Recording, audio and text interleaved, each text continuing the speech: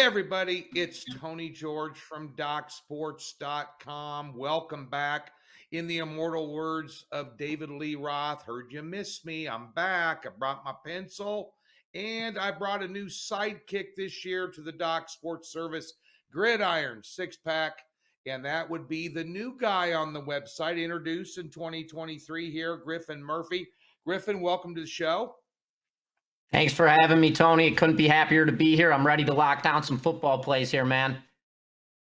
There we go, folks. And of course, last year, Scott Spreitzer and I, last 4 years we've done this. And Scott and I will be doing some things on the Doc Sports channel for you as well, right here on YouTube. And of course, you can always find these videos over at the website. And of course, Scott, a legend in the industry. So Griffin's got some big shoes to fill. I'm glad I'm not you, buddy. I'm glad I'm not you. So anyway, folks, the first couple of weeks of college football have went by. There's been some eyebrow raisers. There's been some surprises. And now we're into the week one of the NFL. And I can assure you there's going to be some eyebrow raisers and there's going to be some surprises. You know, there's going to be people getting knocked out of Survivor contest week one. You're going to have the Chicagos of the world beating the San Francisco like in week one last year. One of those is going to happen. What Griffin and I are going to do is we're going to try and navigate some landmines for you here and some games you can kind of key in on here a little bit. So we're going to go ahead and get right to it. And we're going to go into the Pac-12 right out of the gate, Griff. And the Washington Huskies last week. Basically, the Pac-12 in general is quarterback university this year. And one of those quarterbacks is Michael Penix from Washington, who racked up, get this, against Boise State. You know, a very reputable Mountain West top 2 or 3 team, if not the number one team for the last 2 decades. In the Mountain West, he lit him up for 450 yards and 5 touchdowns. And now they're taking on a very inexperienced Tulsa team. The number in this game, 34.5, and the total up to 65.5. But you emailed me and said you wanted to talk about this one. The floor is yours, my friend. Absolutely, Tony. There's a very specific reason I wanted to talk about this game for 2 key elements. The offenses on both sides of this game. I want to talk about Washington in particular to start off. Michael Penix, you already nailed it. I mean, 450 yards in the air, 5 touchdowns. Going into that second quarter, this team was trailing. They were down, scoreless. Michael Penix unloaded a sniper rifle, 28 points, 4 touchdowns in the second quarter alone. I mean, this guy went completely off. And at the running back spot, they've got Will Nixon. He's an absolute stud. The guy's dynamic on his feet. He's fast. And they are filled with weapons in that wide receiver core. One guy that I have in my mind in particular is Jalen McMillan. This guy was all over the field, over 100 receiving yards. I mean, he had a touchdown, but it wasn't even just that. His speed was dynamic. His route running was dynamic. Everything he did. And another guy that really woke my eyes open, especially against a game coming into this like Tulsa, was Jalen Polk. And Jalen Polk is a beast. This guy is a tall wide receiver, and he absolutely humbled over these defensive backs with Boise State. I mean, he was an absolute load. So he is somebody that I'm definitely keeping my eye on in this game. Coming off 100 receiving yards and a touchdown, absolutely dominant. So I loved the offensive side when it came to Washington. And now I want to jump into Tulsa's offense. And Braylon Braxton opened up the game as their starting quarterback in that game. He went down in the first quarter, and then they ended up having Cordell Williams take over at the helm. This guy completely unloaded. They were losing to Arkansas Pine Bluff in the first quarter, and Cordell Williams takes over at the helm. He goes 13 for 14, passing for over 230 yards in the air, connecting with several guys. I mean, he was dynamic to say the least. And I mean, looking at this game right now, Tony, when I go back to this Washington, where I felt a little bit of disappointment was I didn't love their defense. I didn't think their defense was that great. They gave up 19 points to Boise State. Yes, it is Boise State, but they just weren't that explosive. They weren't that dynamic. The pass block wasn't good. The rush, they got blown up in the backfield. There were a lot of critical plays and blown assignments that I just was not happy with by any means. So when I look at Tulsa in this game, yes, they did play a team like Arkansas Bluff, who we know they're not Pine Bluff. They're not anything special whatsoever, nor is Tulsa. But with Cordell Williams at the helm, putting up 42 points in a 42-7 victory, I loved that aspect. So going back to Washington's offense, I am anticipating heavy points with this offense. They are fast. They move the ball quickly. They score quickly. And then you go back to Tulsa. I'm excited to see if Cordell Williams can put some points up. Tony, I think I see Washington driving at least 40, 50 points in this game. Tulsa could put up 2 to 3 touchdowns. Hey, this over absolutely smacks. The current over is at 65.5. Tony, I got the over, man. I love it. So rolling into the next one right now, Tony, I want to talk about this game. So we've got rolling in. We have Texas at 11, rolling into Alabama. Bama coming off that 56-7 win over Middle Tennessee. What's your take on this game with Quinn Ewers, Xavier Worthy? How are these guys going to connect? How are they going to find a way to take down this Bama team? Well, I'll tell you what, I don't think they can defensively, and I don't think that Bama's going to have huge success defensively against Texas and Quentin Ewers either. I think you got two of the top quarterbacks. Of course, I thought that Jalen Milroe looked really good as a dual threat last week. Obviously, they played a nobody, but this is one of these games in terms of the side play. You're probably going to want to look at an in-game bet. And that's one thing that, we have the advantage of. I know you're down in Arizona. You've got legal sports wagering. We can do some in-game betting on this one because the number is 7 here. But the totals dropped from 57 down to 54.5, and I'm not buying it. I'm not buying it. I'm going contrarian. If that's where all the money's and usually when you see these lines drop, and by the way, folks, these lines are subject to change because we're taping this on Wednesday about noon. Pacific time. So all these lines we're giving you, by the time you get to Saturday, Sunday, Monday night, whatever game we're talking about, they're going to be different, and you especially want to watch those in the NFL. But this game here, I don't think you'll see a lot of movement on the side play at all, sitting at 7. Last year, Texas had them dead to rights, and then Ewers got hurt in that game and went out, and that really hurt Texas in the second half. And of course, they had their stud running back Robinson just running it right down. Alabama had no answer, till the end of the game. And then Bryce Young started stepping up to the plate. Yeah, what a ball game. And I think you're going to see a similar ball game here. The problem is it looks tasty. If you look at my power ratings, I've got this as Alabama -3 without the home field. Now, Texas hasn't been to Tuscaloosa since 1902. That's how long it's been since Texas has crossed into Alabama territory here. And but I'll tell you, Sarkisian has had trouble winning big games. He did at USC, he did at Washington, he has at Texas. He basically was 0-3 in true road games last year, including losing to Texas Tech. At the end of the season. Of course, Tech, a pretty good team. They went on to get the job done against Ole Miss in the bowl game last year. But at days in here, I like the over 54.5 in this one. I think we're going to see some fireworks. I think you might even see more early than you will later when the defenses kind of make some adjustments at halftime. But both these guys are going to come out firing. You've got 2 elite quarterbacks in this game. And Milroe, he's one of those guys, on 3rd and 6, when they're playing good pass coverage, he can beat you with his feet and move the chains.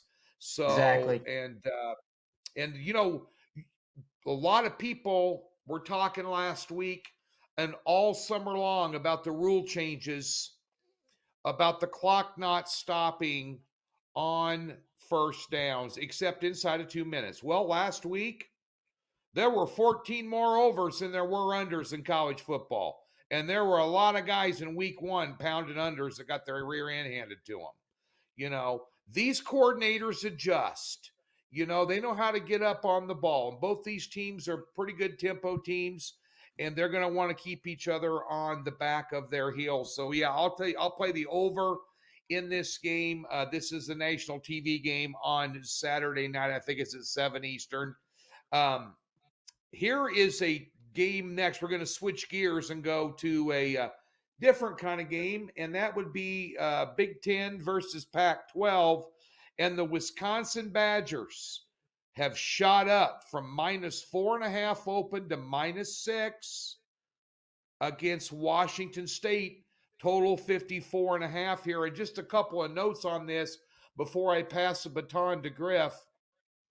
You know, there was a lot of people last week out here in Vegas, on VSiN, on a lot of different podcasts that you saw on the internet that were really, really high on Colorado State and how good their defense was.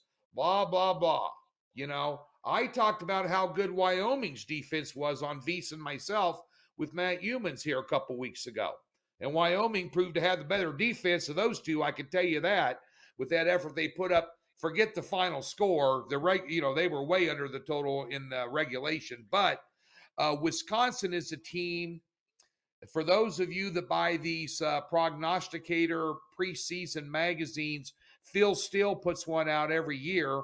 And then I heard, obviously one of the better ones out there, and he has predicted to Wisconsin, he wants you putting futures money on them to win the Big Ten in Luke Fickell's first year as head coach.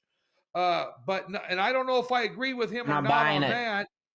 No, I'm not buying it. But Washington State put up some numbers against a good defense last week. But this line, even though it's out in Spokane, guess what? This still shot up 1.5. We're right on the fall number of around 6. Right, 6.5 right now, 58.5.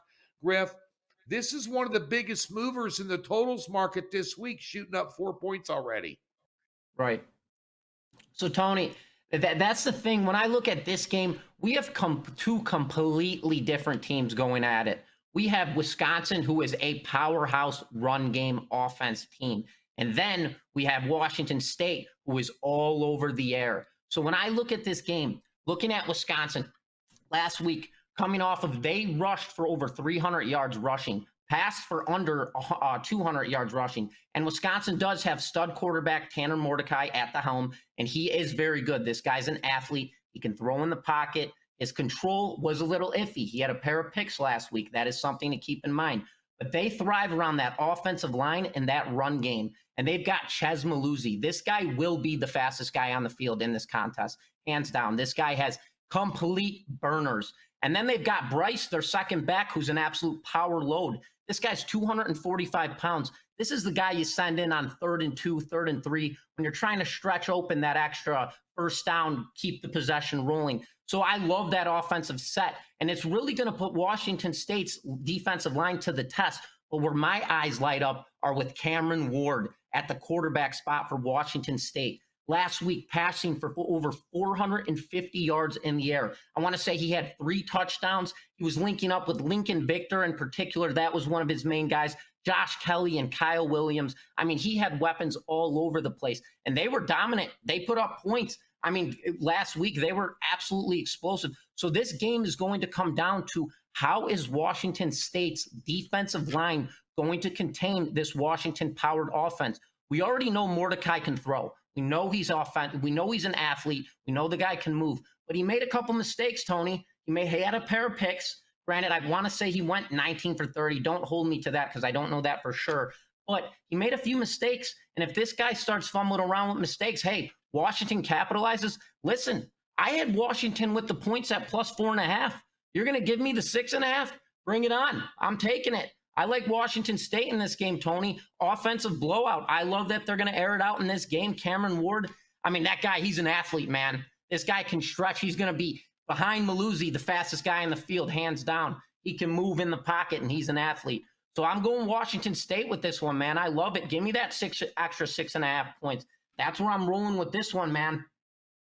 So rolling into the next game right now that we have coming at you, Tony. Let me flip the script on you. My apologies. We've got Tampa. We're going into the NFL. We've got Tampa Bay and Minnesota. Let's roll into this thing. Right now, it's -6 Minnesota, total at 45.5.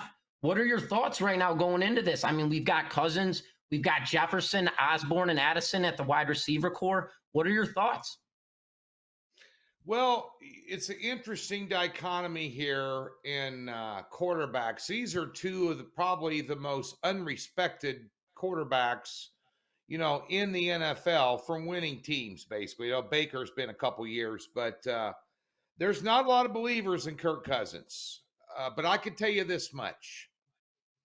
He can win you ball games. He's won you ball games. He's won them heart attack ball games. 13 and He 4. never gives up, and he potentially has, well, as far as I know, probably the number 1, 2, or 3 player taken in any fantasy draft in Jefferson at wide receiver.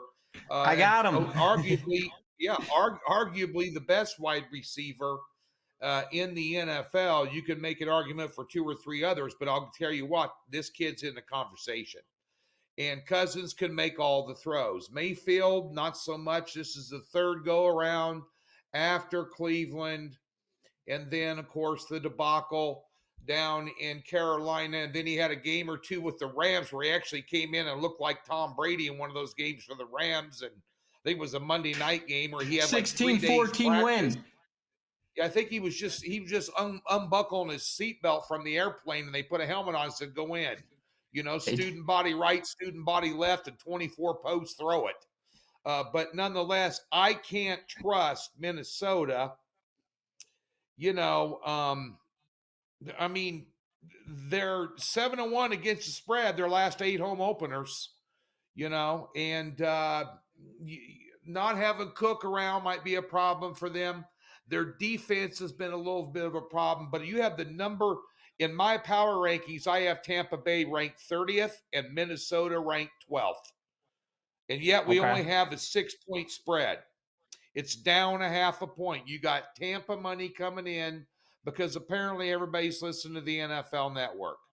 That being said, I'm not willing to lay 6 in this game, and I think the total is sharp. So what I'm telling you on this game is take Minnesota as half of a 2-team 6-point teaser and get them in a pick 'em, because I doubt very seriously if Baker Mayfield and company are going to go in there and beat these guys straight up. But they possibly, potentially could give them more of a ball game, because bear in mind, it is week 1. But I'd definitely use Minnesota in the front end or the back end of a 2-team 6-point teaser. Maybe throw them in there with maybe the Commanders against the one of the worst team in the NFL. Something like that might be able to snag you a little. You got to lay $1.20 versus $1.10.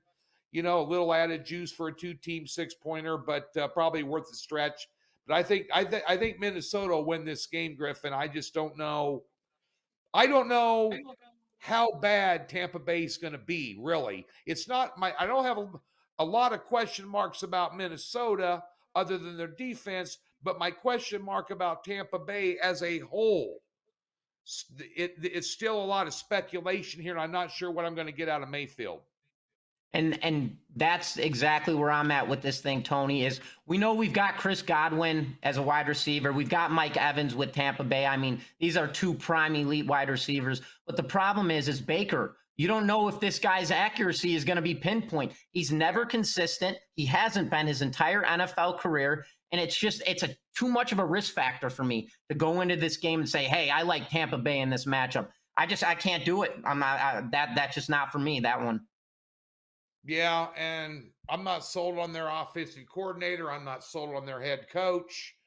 I think their defense is going to take a step back. I think their defense is going to be on the field a lot more with Baker Mayfield at quarterback than they were with Tom Brady, and that could become an issue late. But I'm not willing to speculate, this early in the season. But the jury's going to be out on Tampa Bay. I think it's more the same with Minnesota. They trying to figure out during a game with a lead how to lose a game, and then to the last second get the game back. And so just maddening.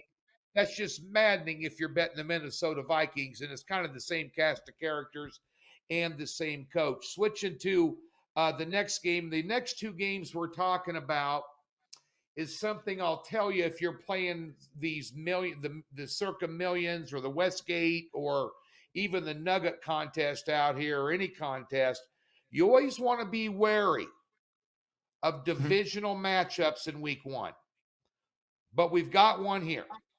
And it's an interesting game because Jacksonville looked like they were dead in the water last year. And then they end up winning their last 4 or 5 games in a row. They actually went in and gave my beloved Kansas City Chiefs a ball game for a half in the playoffs. I mean, they look Absolutely. good. Peterson did a nice turnaround job on them. Obviously, on his second or third year at Philly, he won a Super Bowl with Wentz at quarterback, or not Wentz, but Wentz's backup. Carson Mhm. Wentz's backup.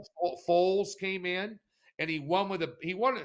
You're a good coach if you're a quarterback whisperer and somehow you won a Super Bowl with a backup quarterback. I mean, that's the quarterback that didn't start the season. So let's give Peterson some credit. And of course, and then Indianapolis. I don't know what's going on with Indianapolis, to be honest with you, but they're starting a rookie quarterback here. And they're without Jonathan Taylor, which was really one of the main cogs of their offense. But this is a road opener. We all know about divisional dogs in week one. They're about 65% against the spread. The line here is Jacksonville -5, total sitting around 43.5. Your thoughts on this one, Griff? Absolutely, Tony. So when I look at this game, it's a very interesting one. We've got Trevor Lawrence coming off a 4,000-yard passing season. I mean, absolutely dynamic. And I mean, his core. We've got ETN in the backfield at running back coming off a 1,200-yard rushing season. He's absolutely explosive. And then this wide receiver set. We've got Christian Kirk. Now we've got Calvin Ridley back, and I would anticipate Ridley's not going to be running the ball backwards this season. I think he's going to be running the ball forward this year. So we've got Ridley coming in now back in this season. And then we've got Zay Jones as well. And then Ingram at that tight end spot, just signing a very nice contract. So I love this offensive set. I mean, we've got a powered offense here with this Jacksonville team.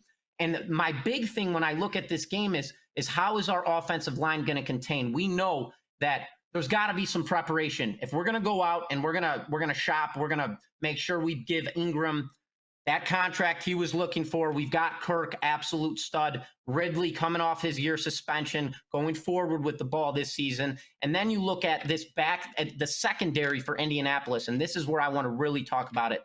Stephon Gilmore's gone. He's gone. He's done. He left. 30th in pass defense were the secondary for Indianapolis last season. And now they've got to deal with Trevor Lawrence. They've got Ridley, Kirk, Ingram, 30th pass defense. Granted, Indianapolis does have a strong linebacker set. They do. I will give them that. And they do have a solid D line, and I'll give them that as well. So this game is going to come down to, is Trevor Lawrence's offensive line going to give him enough time in the pocket to throw the ball? And can ETN open up that pass game up the middle? So when I look at this game, Tony, this 4.5, 5.5 points, it keeps jumping from 4.5 to 5.5. It's ridiculous to me. If I had to say it, Tony, I've got Jacksonville blowing them out. I see Jacksonville winning this game by 2 touchdowns, easy. I don't see Indianapolis doing anything. They've got a brand new head coach. They've got Anthony Richardson at quarterback now. He's fast in the pocket, but he's inaccurate. His consistency is not good by any means. We don't have a whole lot of back-tested data to really look at what he can do. But from what we've seen, he really hasn't been much of anything other than we know he's fast. Jonathan Taylor, gone, ankle injury or whatever we want to call it. He's gone. They have no running back. So the offense, they're going to rely around Michael Pittman. Michael Pittman, yes, he's a stud. But how deep can we go considering the fact that you're bringing in Anthony Richard at quarterback, brand new head coach, no running back position? I mean, there's ifs all over the place for Indianapolis in this game. And Jacksonville, when I look at this game, hey, we got a powerhouse set here. Their offense is dynamic. Lawrence, ETN, Kirk, Ridley. I'm going Jacksonville 4.5 all day, 5.5 all day. I got them winning by 2 touchdowns, Tony.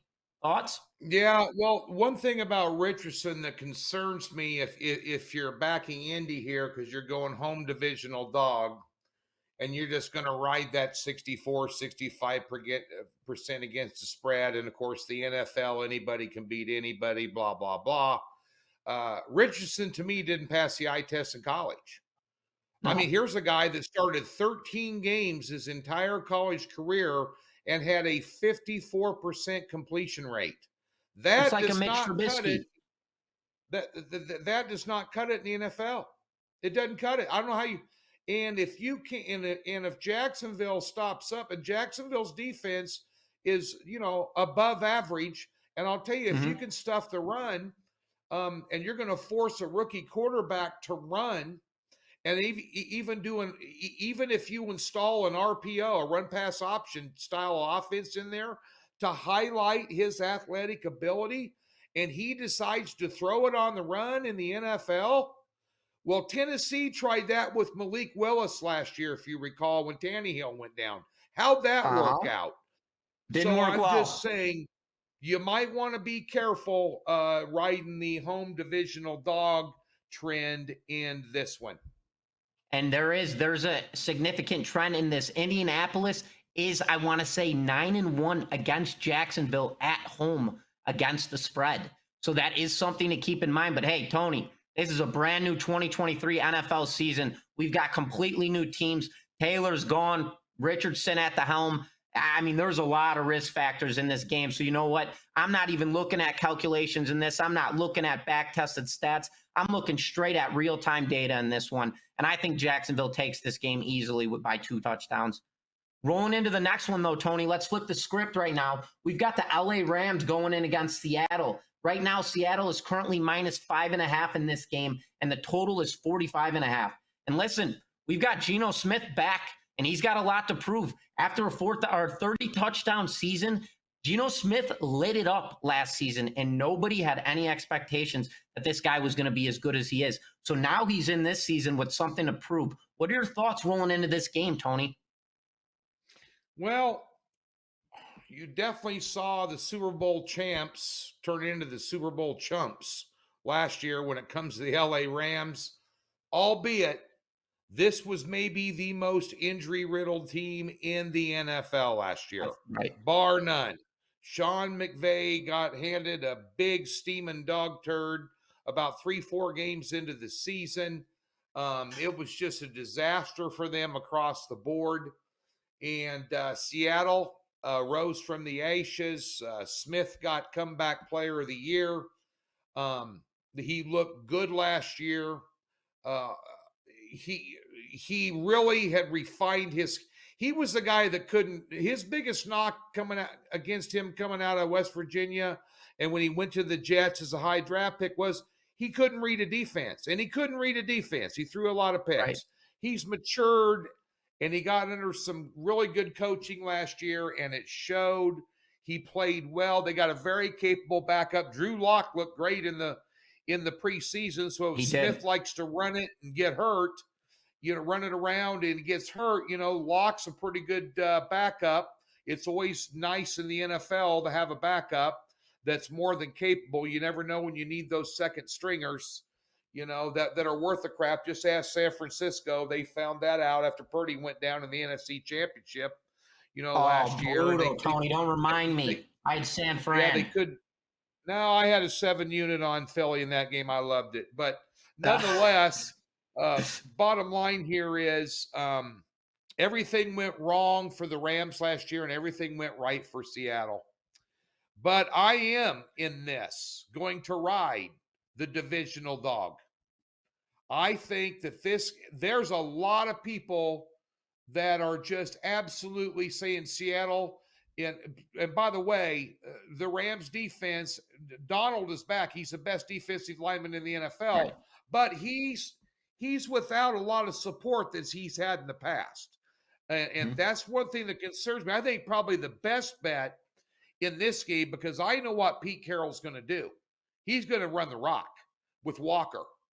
Tell you that Oh, right yeah. now. And Kenneth Walker's over and under for yards in this game is 63.5. I'd be playing the over on the player prop on that for starters. Because, As a freebie. this guy's liable to go for 100, 110 in this game, but they're going to run a nice controlled offense. I think Sean McVay's a good play caller and a good head coach. Once again, he was at a serious disadvantage, and he's a coach that won a Super Bowl 2 years ago. But I'm gonna go contrarian here. And bear in mind, folks, when we give you leans or picks on this show, these aren't the one you're selling grandma's bonds and getting rid of the kids' college funds for. These are free plays. But I will lean the Rams plus the 5.5 and carry that divisional dog 65% ATS win here. I know you're faded on the previous game with Jacksonville and Indy. You got a lot more reasons why in that game. But folks, I tell you one thing right now, don't forget, Doc Sports has been around 52 years for a reason. We don't pull any punches over there. We've got great guys. We bring on, when we do bring on new guys, Phenomenal we bring guys. on dynamic talent like Griffin Murphy. I appreciate it, August Tony. Young has joined us recently as well. We've got the old dinosaurs. We got the Master Yodas and the young Skywalkers, so to speak. So, but nonetheless, we offer a free $60 to anybody who's never been a member of Docs. And there's a tab in the upper left-hand corner of the website. If you can't find the free link in the description here, it's right above there. And you can get hooked up. We'll park $60 in any new account. That means basically you almost get the weekend for free. And Griffin and I aren't the only two guys there. There's 10 other guys. There's a consensus service that'll text you plays and text out halftime lines that you can jump on for a week or a month or whatever you want, or a season there with them. So you got a lot of options over there. And bear in mind that 99%, the only thing that costs money at DocSports.com is the picks. There's some great information over there on survivor pools, on every sport known to mankind, international soccer, which I don't even understand or get into because, quite frankly, I hate soccer. But I'll tell you what I tell you what I do like. I like winning and I like football. And this weekend, before we get to Griffin stuff, just letting you know, week 1 of the NFL can be very treacherous. You need to expect the unexpected. And I can tell you that low volume and, maybe cherry picking one is the best bet, which I have done this week. Maybe a 5 or 6 unit move on Sunday, but the rest of them are 2 or 3 unit picks. And they're going to be, and maybe I'm going to throw in my weekly teaser, which we hit a very high percentage of. But, and we're unbeaten in college football going into week 3. I am. So I'm looking forward, and I got a solid top play for you on Saturday in college football this weekend. And those the weekend packages, I don't even know what they are. They're less than a bar tab. So get over to Doc Sports. When Tony's there, absolutely. Yeah, especially if I'm involved. And then again, Griffin Murphy, really making a name for himself over there. Griffin, what do you got on deck this weekend? So I have one huge play. I have a 6-unit play that I absolutely love. That's going out Sunday at 1 p.m. Eastern time. I don't have anything crazy other than that on the NFL side. I have 3 plays in total. I have a 3-unit, a 2-unit, and I have a huge 6-unit play that I absolutely love coming right out the gate. And then in college football as well, I've got 4 plays going out. 2 of them are top plays. So Tony, we've got the slate all weekend. We've got all weekend football. And you know what? I'm fired up for NFL Sunday. I'm ready to go, man. It's prime time. We're back. Football is back, Tony. And that's what I think we've been waiting for. And then we culminate the entire week with an awesome Monday Night Football game between Aaron Rodgers' Jets and Josh Allen's Bills. What? And folks, I don't have a play in that game. I'm going to be just like the average Joe. I'm going to watch it as a fan of the NFL, and I want to see, I know pretty much what I'm going to get with Buffalo. Well coached, well quarterbacked, solid defense, playmakers all over the field. Now, the Jets are kind of in the same boat. So we're going to find out whether the HBO Hard Knocks team and all the speculation and hype are worth it or not. This, that, and the other. Now, there may be others on the website that think this is a great game to wager. I don't know whatever Griffin doesn't know what anybody else does on the website either. We don't care. We're dialed into what we're doing, but this ought to be one hell of a culmination of week one. And hopefully you got a fat wallet while you're watching it from the weekend by stopping over to Docs and investing in our picks. Griffin, thanks for stopping on week one. We'll be back for week two next week, buddy. Tony, thanks for having me, brother. I appreciate it, man. Great time. Love breaking down sports. Let's have ourselves a weekend, guys. Sounds good. Thanks for tuning in, folks.